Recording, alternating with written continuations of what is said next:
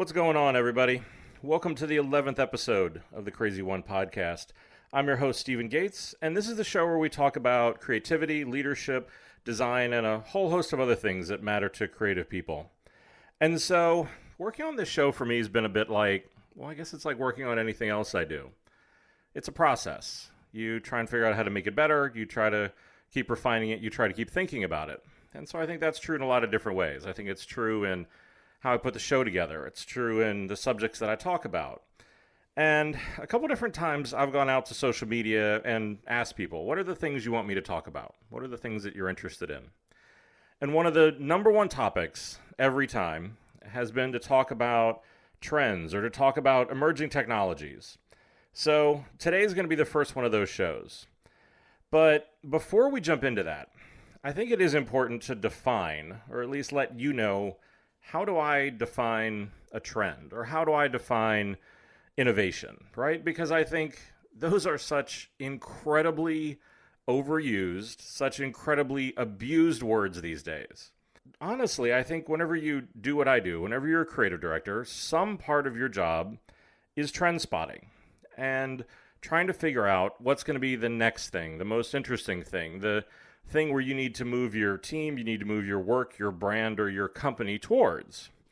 And as a result, I keep my eye on a lot of different industries, not just the one I work in. I think that probably came out of starting in an ad agency where you never knew what client was going to come in the door. Let's define trend, or let's define innovation. Whenever you see a company or you see someone talk about innovation, one of the things I see a lot is, I see them talk about something that they're already doing, that they're just trying to put a new face on. They're just trying to make a mild improvement to it. And to me, that's not innovation. That's short term. It's a mild improvement. That's not a trend, or that's not innovation. The other thing that you see a lot, especially in the digital space, you see brands, you see people coming out with these big, grand, long-term visions. This is the, what are we going to be doing in 5 years, 10 years, 20 years? And sometimes it's even just when a new piece of technology comes out. They will release a screenshot and a press release about what they might do someday. Well, for me, those aren't trends, and that's not innovation either. That might as well be science fiction as far as I'm concerned, because it's so far away that the only thing that we know is by the time whatever that date was that they picked out for the future comes around, that's not going to be the way things are. If it was, we would have flying cars and be living on the moon and a whole bunch of other stuff. I think there's a pretty solid track record of why those super long-term visions aren't really the place where we need to be looking. Because for me, what I do whenever I look for trends is I look somewhere in the middle. I look for those things that look to change something, that look to do something differently. But there's something that can actually be done. There's something that can actually be created and launched. Because I think that's where real innovation is. That's where I try to focus on innovation, is to get something that is new and different, but it's something that actually gets out the door. Because doing the long-term vision where you're free of constraints, you don't have to build it, that's too easy. Because you can make up whatever you want and say that's what it's going to be, and there's nobody going to hold you to it. And if it's too close and too near-term and it's not really a change, well, then it's just marketing.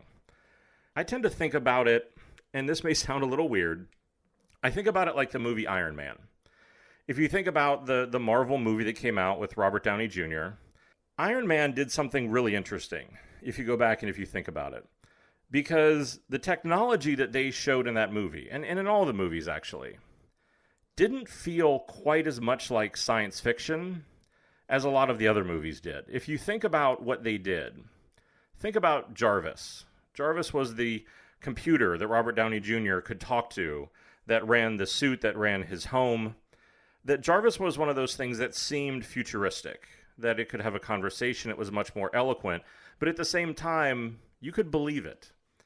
Because you had Siri on your phone, maybe you had Alexa on your countertop, that it was something that was believable and possible. And I think that that's one of the things that all of those movies did really well, was that everything that was in there seemed plausible. That it might not be realistic right now, but you could see how we could get there. You could see how Siri could turn into something as sophisticated as what Jarvis was. And I think that balance, right, that Iron Man sort of approach, well, I think that's what it is that I really look for. Because when you can find, that's when that magic really happens. Because the trick to all this is that in some ways you're guessing. You're looking at a bunch of stuff and you're saying, look, I think this is interesting. I think it has possibility. But for anything to become successful, it has to find scale. It has to find mass adoption. And that's the challenge, because these days we have an entire generation, we have an entire part of the country in Silicon Valley that are just built on nothing but people who want to just go get to work fixing problems, coming up with apps and new experiences. And so ideas are not in short supply. Finding the ideas that can find scale, that can have impact, so you aren't always betting on the wrong horse, that's the challenge. And so in this episode, we're going to talk about trends and we're going to talk about innovation. And what we're going to do for this one is I want to take a look at the intersection between fashion and technology.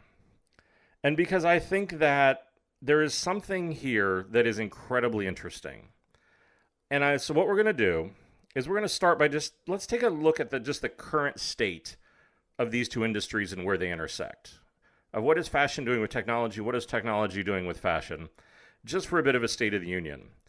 And then there's one trend and one product in particular that I think has the potential and has that Jarvis sort of positioning that I think honestly could upend the entire industry and completely disrupt it in a way that I'm not even sure the fashion houses are really thinking about.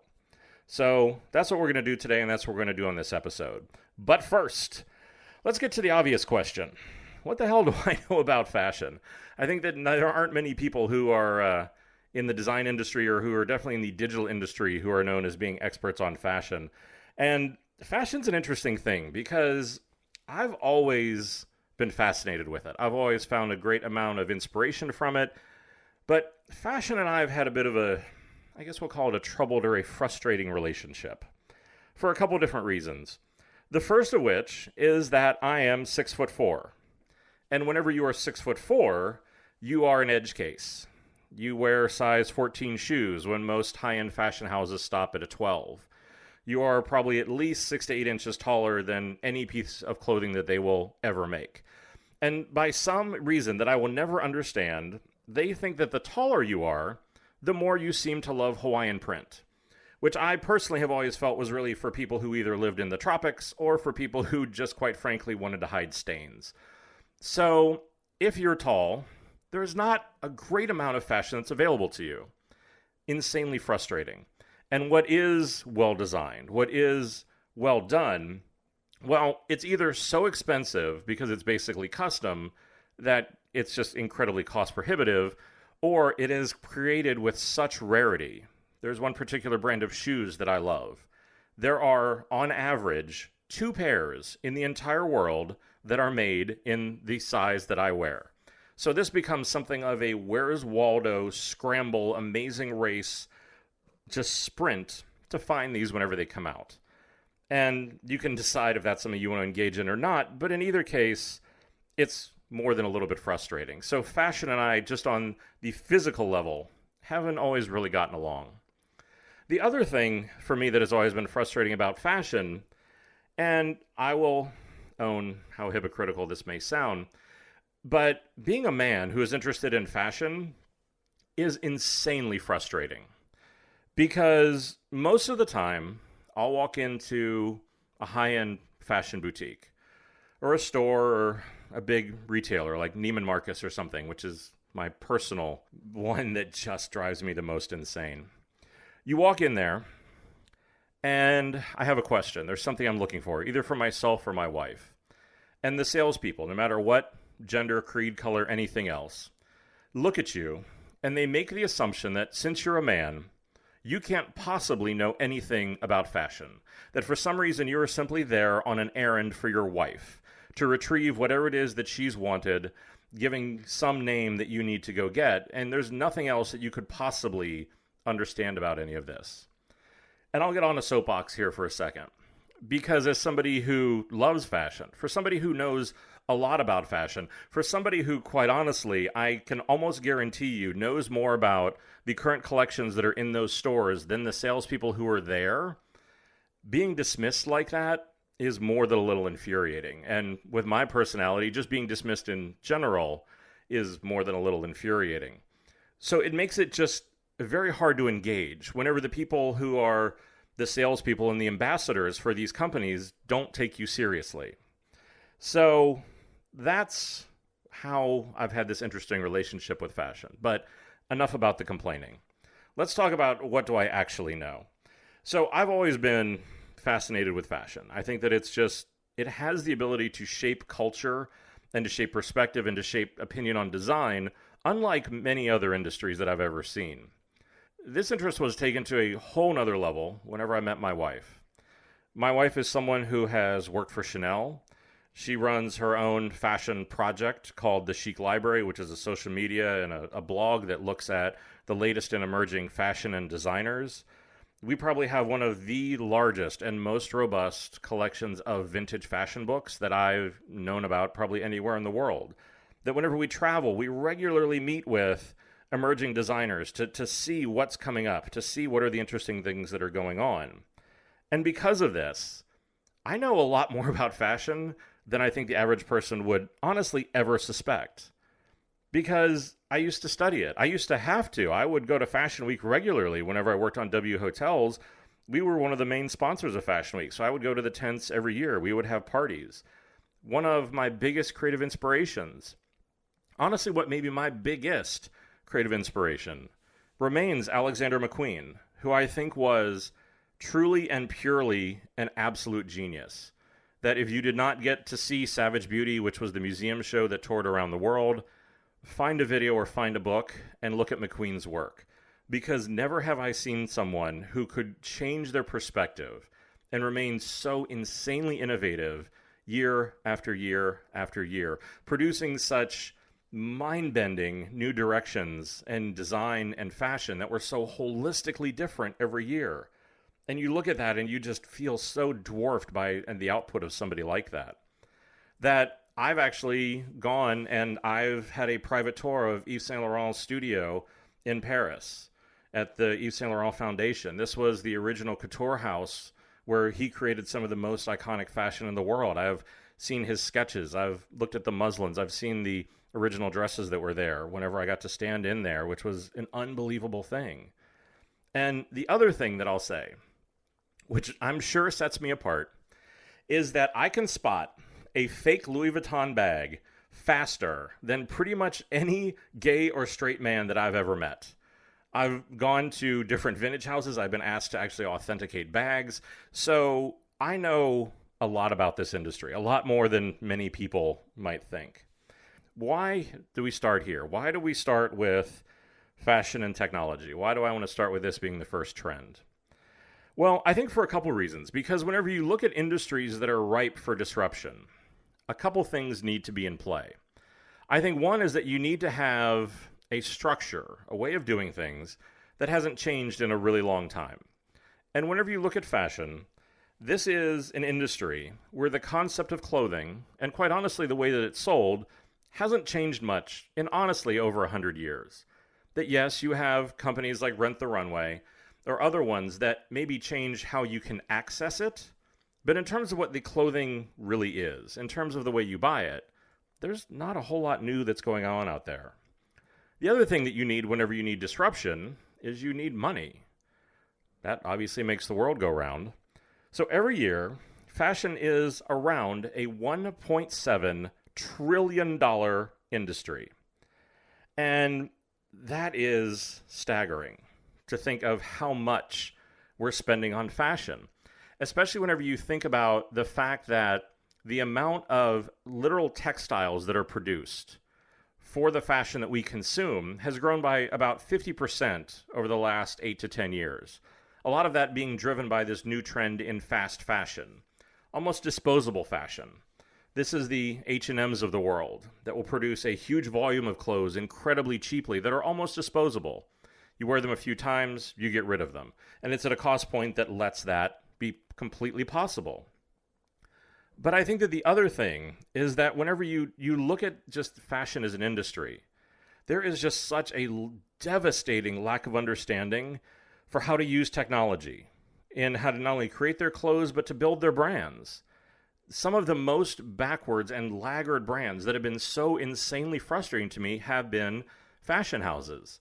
I've never understood, why are these places that can be such beacons of style, such beacons of design, but can be so clueless whenever it comes to the technology that is equally as big at shaping culture and design.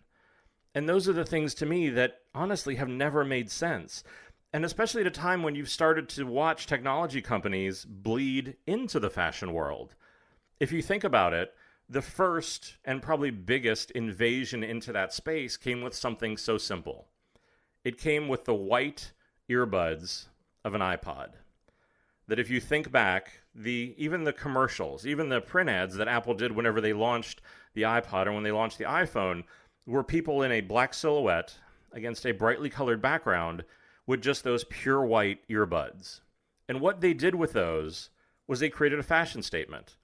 Whenever you see somebody with those white earbuds, you know what that means. You know they have an iPhone. You know what it is they stand for. You know something about them. Just those two little thin pieces of white wire stand for something.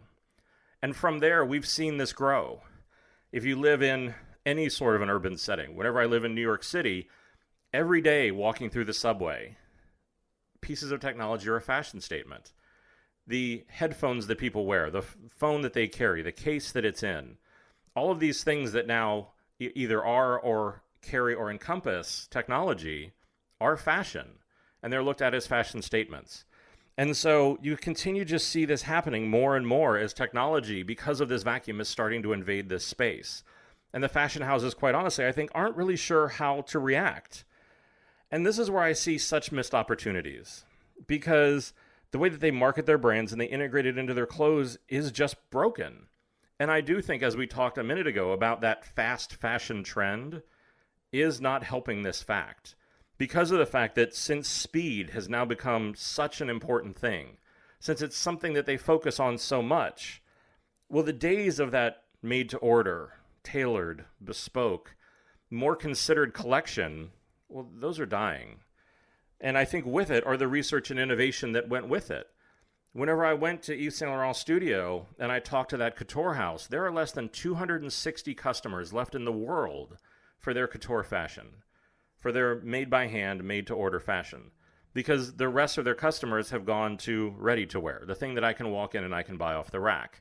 Well, this journey towards speed, it's hurting innovation and it's hurting progress. And I think this is why I see this industry so ready to be disrupted.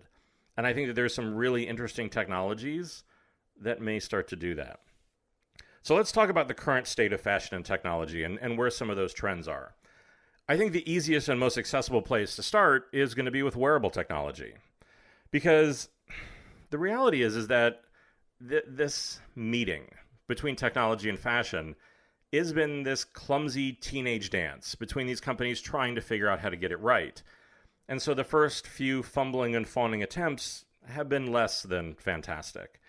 And so we've seen a few of these sorts of things start to happen. One of the most visible was probably the partnership that emerged between the Hermès fashion house from France and Apple with the Apple Watch.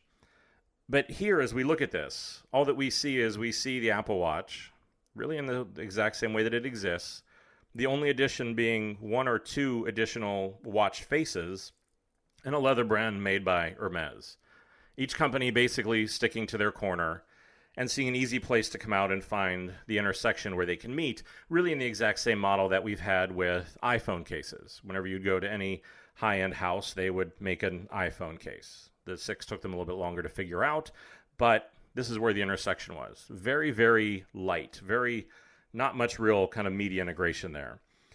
Going back a little bit further, we saw Diana von Furstenberg jump into the ring with the encouragement of Sergey Brin and the people over at Google to try to come on board with Google Glass.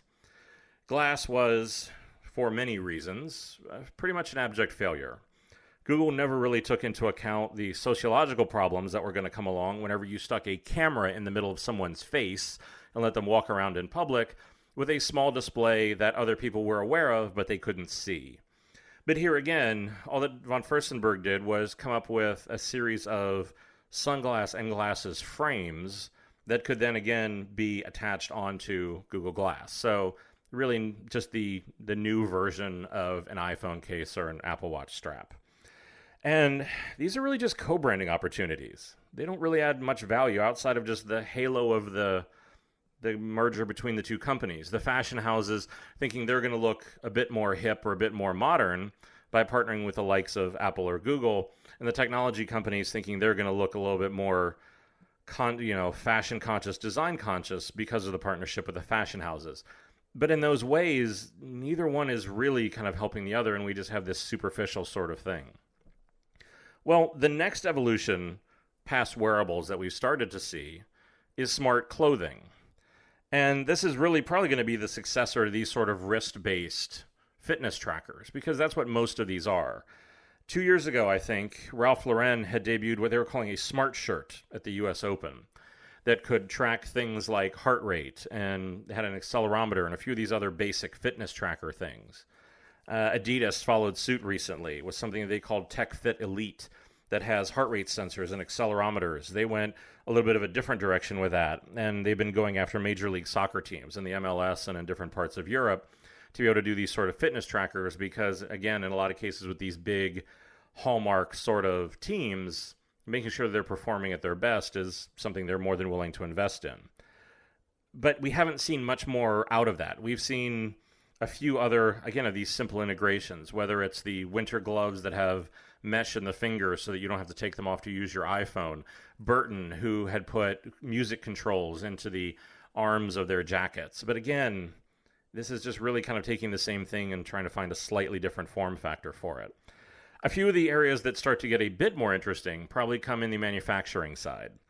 So if you want a really good look at this, and just in general, every year the Metropolitan Museum here in New York partners with the Costume Institute to put on a show that has a different theme every year. Several years ago, that was the Alexander McQueen Savage Beauty show that I talked about. After that, it was China. And this year brings a show called Magnus Ex Machina, which is the fashion in the age of technology, that interestingly enough was sponsored by Apple. And this show is running until September 5th. So if you are listening to this show whenever it came out or shortly thereafter in New York, I would highly encourage you to go to this show. I'd highly encourage you to go to this Met Gala every year just because I think it constantly is a really interesting look at the state of fashion for a lot of different reasons. But this show at the Met walks through where are we at this sort of intersection point between technology and fashion. Most of it does, however, focus on manufacturing, that there are just different techniques that we can use. One of the ones that is obviously highlighted a lot, it's one of the ones that had a big flare-up in interest, which has cooled off a bit of late, is 3D printing. One of the most interesting artists whenever you go is a designer named Iris von Herpen, who has these very elaborate, I don't know what, they almost look like football shoulder pads if they were done by like H.R. Giger, who designed the creature for Alien.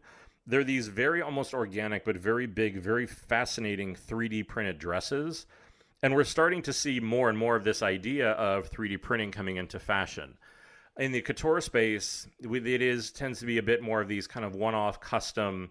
They tend to either look very organic or molecular or these kind of like exoskeleton sort of looking things. You do see it in other places where probably about a year and a half ago, the design team at Nike had showed me where it was the first fully printed, fully 3D printed shoe that they were going to try to bring into the NFL. And I think that this is where you can see the end game where they want to get to, which is the Star Trek replicator, the whatever I need, I'm going to print at home sort of a model. And so I think it's, as a trend, I think we're going to have to wait and see if 3D printing can figure itself out, because it is just encumbered by a few different things. I think one is price point, and the fact that the printers, and especially printers of any quality, just simply are not cheap. That it's something where in often cases they are difficult to use. As somebody who has had and worked with MakerBots and other technologies, they clog a lot. The printing takes a long time. Half the time you get halfway through the print and something goes wrong. And it's just, they can be incredibly frustrating to work with. The commercial versions of these that can even go up to print metal and furniture and chocolate and human ears and all sorts of other crazy things, I think hold much more promise. But the home version, I think we still are a bit of a ways away from. The other thing that you see a lot at this show at the Met is you see a lot of laser cutting. And this is basically the idea of trying to do things that are a bit more organic, trying to do things that honestly are just a bit more interesting, a bit more intricate, a bit more involved patterning than anything that you'd be able to do honestly commercially or by hand. So this is a case where the merger of those two is just being able to create some sort of interesting new evolutions in design, but again, not anything that I think was really earth-shattering. But out of that quest for organic in fashion has led to an entirely new and pretty interesting development, which is one of the things is that if you ever actually take the time to look at the toll that fast fashion takes on the earth, you would find that it's fairly horrifying, because the way that these fabrics are dyed and the conditions that they're created in use these pretty terrible chemicals that ruin water supplies, they ruin a lot of stuff. And so as a response to that, there are a few design studios that are actually trying to eliminate that process and to try to do something differently by actually growing fabric. And I've talked with one of these designers, and I think that the way that they actually described it wasn't growing as much as it was brewing clothing. But it's being led by a company out of London called BioCouture, where they literally take yeast almost, and it's a very specific way of doing this, and they put this into a container, and they can grow fabric and grow textiles because the yeast will grow to the shape of whatever the container is in. And it's a fascinating process because whenever it comes out, they can process it, they can dye it, they can laser cut it, and by the end of it, it doesn't smell like bread or beer or anything else, and it just looks like fabric. And it's a fascinating look at kind of what would a possible new way of doing this that came in a different way really be that was more sustainable. Again, it's still very much in its infancy, but it's a really interesting and fascinating thing. One of the more extreme examples that I've seen recently, again, hearkening back to Alexander McQueen being such an inspiration, was there was a college student recently in London who was able to get some of McQueen's DNA and who is creating bags and jackets out of what is actually his skin. She was able to take the DNA and actually replicate and grow these big pieces of his skin, so you can now buy a McQueen-inspired bag from DNA that was made out of McQueen's synthetic skin, which I think, I don't know, I go back and forth between thinking this is fascinating and a little bit like low-grade Hannibal Lecter, because, I mean, look, that's some Buffalo Bill kind of shit whenever you're going to be like wearing somebody else's skin. But just the fact that we can do it, again, I think looks to what may be possible for that. So now that I've completely grossed everybody out with that, let's talk about where I actually see this industry going, or what are some of the things that I think could start to become more possible or more plausible to get us to that Iron Man moment. And a lot of the things that we're starting to see are materials that are smarter. There's a company called Aerochromatics that actually has a pollution detecting shirt, so it will change color if you're in some place that has really bad air quality. But the place that I think that's the most interesting, and the place that I'm watching the most keenly, actually is coming out of what's being done in the electronics market. Because if you read any of the rumor mills, they'll start to talk about how probably within the next 1 to 2 generations, we're going to get to a place where iPhones, iPads, tablets, phones, things like that are going to be made of a flexible display. We've started to see this in different applications, but this is literally, if you imagine the iPhone screen that you have, but if you could take it, bend it, twist it, wear it on your wrist, put it on the floor, bend it and put it around a cup, do all these different things. So it becomes a bit more like paper than anything else.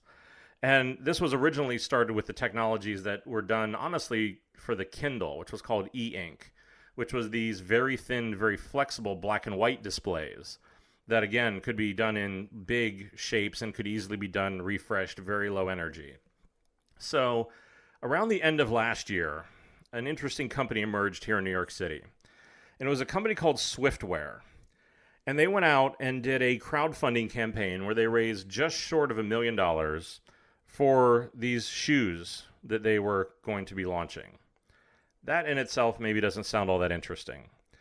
But what it is there were three different types of shoes. There were low tops, medium tops, or high tops, and the prices ranged from about $350 to $500, which for a designer pair of tennis shoes is probably right around in the ballpark.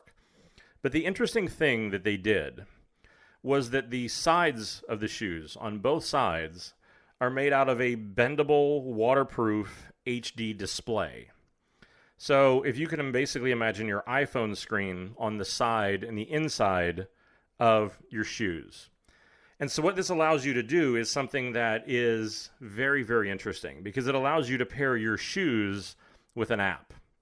And through that app, you can then display static or animated images onto your shoes.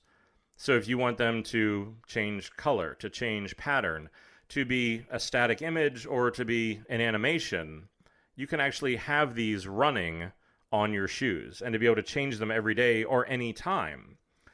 And just like with iTunes, they were going to pair this with this real-time design marketplace so that you could come in, you could buy content. The same way you could go to the iTunes store and you would buy an app, well, you could go and buy different content for your shoes. And as a designer, they wanted to attract designers, so they're setting it up where you can come in and you can upload your designs, and if it catches on, well, then they'll split the money with you the same way, again, like it would be if you sold an app on the App Store. That whenever you walk around in the shoes, that they'll actually charge to keep them running, that it's using this e-ink technology, so they're very low power, so that you can actually wear them all day. And this is the part, though, where it gets interesting. Because anytime you're doing this trend spotting, or anytime you're going to try to say, okay, look, I think this is interesting, or this is a company that's interesting, or technology, and I want to bet on them, I want to invest in them. Well, it's a bet, and bets don't always pay off. And the interesting thing about Swiftwear is they raised almost $1 million and went out and had a great video, had a bunch of content, but over the last couple months have gone dark, haven't been communicating as much. And this is where the problem comes, is because sometimes you end up with companies that have truly breakthrough products. Sometimes you end up with companies that just have really good marketing videos. And sometimes knowing the difference between the two can become incredibly difficult. So for Swiftwear in particular, we're going to have to wait and see if they were just a good marketing stunt or if they're a company that's actually going to bring it to market. And they've said that it is supposed to launch by December of this year, of 2016. So we're going to keep an eye on them. But the thing that I would say is that whether those shoes end up launching or not, it marks the trend that I see as being something that could holistically disrupt the entire fashion industry. And the reason why I think these are so important is because this type of flexible, customizable display, I think that this very probably could become the next evolution in fast fashion. And I think that it has the potential to completely disrupt the fashion industry. Because again, we're seeing this road of all we need is to give the technology a little bit more time so that we can get thin fabric-like displays. Ones that could be put onto shirts or pants or shoes or something like that. Because what that would allow us to do, it would allow us to do something that is completely new but completely familiar. Because what it's going to do is it's going to essentially make your clothes an iPhone. Because if you think about it, you go to Apple and you buy the container, the form factor, the simple hardware. And then what you do is you turn to a series of third parties for content, the apps, the case, the everything else, that the actual phone itself, whenever it's off, is nice, but it's really not what makes it special. It's the content that's loaded onto it that brings it to life. Well, take that same thought, take that same model, and let's move it to fashion. So that what if you went to a store? What if you went to a company, we'll say that'll become the next Apple. And whenever you went there, you bought whatever style shirt you liked. Short sleeve, long sleeve, tank top, button down, pullover, whatever it is. But it's just simply a blank shirt, the same way as whenever you'd buy a phone. Very familiar model. And you would buy this shirt, and you would take it home, very much like an iPhone. And what you would then do is that you would then go out to these different fashion houses for content. So if I wanted a Gucci shirt one day and a Louis Vuitton shirt the next day, Well, what I would do is I would go out and I would buy those patterns, those colors. I would buy what it is that I wanted and load that content into the shirt. Again, that's a very, very familiar model. But what that does is it holistically upends and disrupts the fashion industry for a few different reasons. One is because it will allow them to stop being manufacturers, which is essentially something they've been trying to do for a while, whether they want to admit it or not. With fast fashion, they continue to devalue the quality of their clothes. In many cases, for many of the houses, they have most of their work made as cheaply as they can, often resorting to some very interesting tricks where some incredibly expensive handbags and things like that are made in China. And they're assembled in China, except for one little thing: the tag that says the name of the brand. And that those bags are shipped from China back to France or England or wherever it is, where that tag is then sewn in. They then say that they can justify the words made in France or made in England, even though that's a complete lie. But what this would allow them to do is to get out of the manufacturing business. And it would allow them to truly become content curators, that it would allow them to really just focus on their design, or in some cases with the high-end houses, if they wanted to come out with a very special shirt, a very special design that would be more bespoke or more custom, they could concentrate on that. But what it would do is it would turn these houses into content platforms. They'd become content curators. And that is a complete disruption of what it is that they've built. Because then it really only does sit on the power of their brand, on the quality of what they do, and that all of a sudden all these other things become much less important. And I think that if you think about this, that's just the beginning. Because yes, I could get content from the fashion houses to reflect the brands that I like, but we could push it so much further. Whenever we think about influencers, well, what would advertisers do for something like that? Whenever all of a sudden people become human billboards. I mean, can you imagine the money that Kim Kardashian or Kanye or Jay-Z would get paid by a brand to advertise on their shirt? Or as they walk around and are photographed, the ability to change what was there? That alone would be unbelievable. That the cooler the person was, the bigger their influence, the more it would cost to be on their clothes. To do it another way, where if all of a sudden it became contextual. So if the sleeve of your shirt started to show you offers whenever you walked into a store or into a mall. Again, this is going to be something that could be incredibly interesting or could literally become the most annoying thing in the entire world.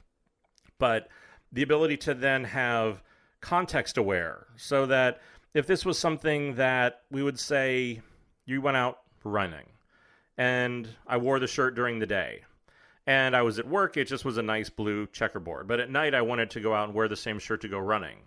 Well, then whenever I went running and it figured out it was nighttime, the shirt could turn bright yellow or bright orange, or it could flash so that it becomes something that was much more about safety, that it understood the context and the location that I was at, and that it could react to that, so that now pieces of clothing became much more multifunctional, so that literally I could wear something from day into night and everything in between, because it could understand all those sort of things, and that it could understand how to be day parted, how to do something else at night. But it's this flexibility of this becoming a content platform, a display platform, all in one thing. And that it also would require us to probably buy less clothing, probably higher priced, but much less of it. But that would give us such incredible customization and flexibility to that it would completely disrupt the entire industry. Well, because of that, I think you could see why something like this would not be a technology that, a lot of the big fashion brands would be jumping up and down about, because it requires them to become something they aren't even close to being. It requires them to understand content, to understand design and digital technology, and create an entire new ecosystem that they're not even beginning to think about. Which, if you think about it, if you just simply change the word fashion for the word music, sounds very much like the state of that industry before the iPod came out. Completely disrupting by bringing a new form factor, making them suddenly all about content, killing CDs, killing records, and all these other things for digital delivery. And we've seen it with music, we've seen it with movies, and so many other things. So I don't really understand why people aren't kind of more aware of the fact that fashion, I think, easily could become a fast follower to this. So that's the trend that I see. And I think that this, again, is going to take a little bit of time to get there. But whenever we talk about trends, whenever I do these shows, that's what I'm going to want to focus on. Because I think those are the things that you need to be aware of, are the things that aren't quite here yet, but you can keep an eye on. You can think about, you can try to plan for them and understand how can you position your work or how can you position your brand to take advantage of that. Or if you're feeling ambitious, give me a call and we can go to a startup to be able to start kind of working on this, because I have a lot more ideas of how this could actually come to life than what I've talked about here. So that's really kind of where I see this headed. Is it is so ripe for disruption, that there's so much potential here. There's so much money here. Somebody's going to do it. Somebody's going to get there. And as the technology keeps getting thinner, as the displays keep getting different, as fashion continues to retain such a vaulted place in our society with so many Who Wore It Best shows after every award show, magazines filled with this content, the ability to truly redefine this, to bring technology into this, and to allow it to become something that has never even been dreamed of before, well, that has the potential of making more money than I think anybody could ever possibly imagine.